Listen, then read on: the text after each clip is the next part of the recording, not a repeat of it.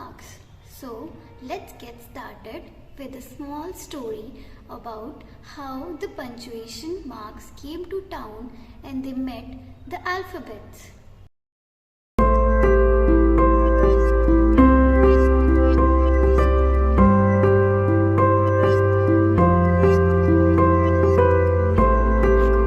There was a question mark.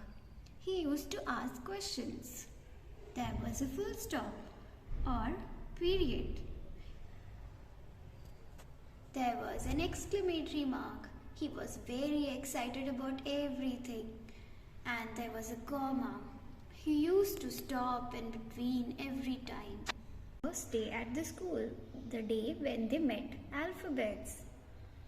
All the alphabets saw the punctuation marks and they said, "You don't look like an alphabet. Who are you?" They all excitedly told them. Exclamation mark said that we are the punctuation marks. I add excitement to the words. Question mark said, I ask lot of questions.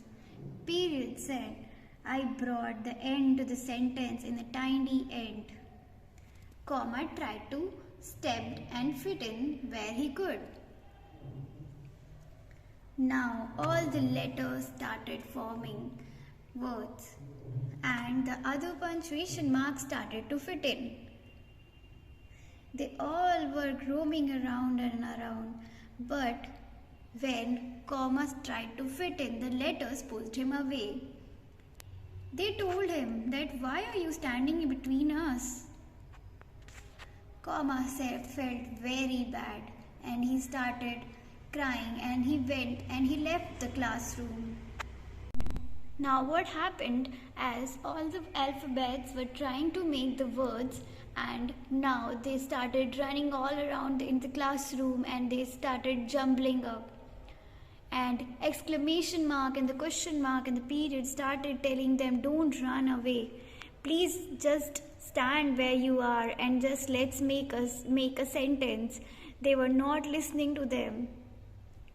And they started rolling around and they went outside the classroom where the comma was standing. And the exclamation mark and the question mark and the period followed them and they saw the comma there. They told, "What were you doing here? We needed you.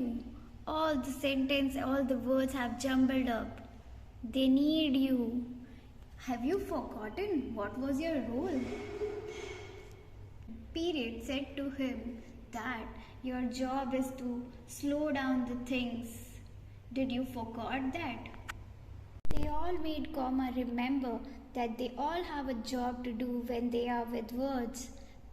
And now time for the comma to say something. He said, "Yes, words needs punctuation and punctuation needs words." And now let's practice some sentences by putting punctuation marks in them. What a scary dinosaur. Question mark will come. Next, the balloons are red, pink and green.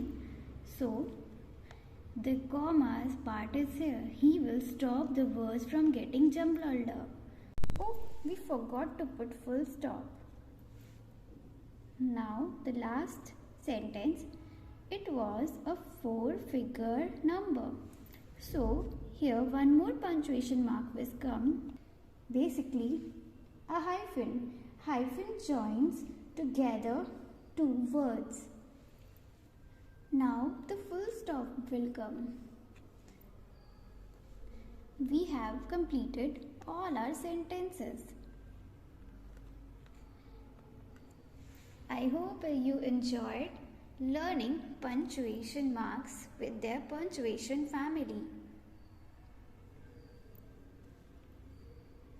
Bye-bye.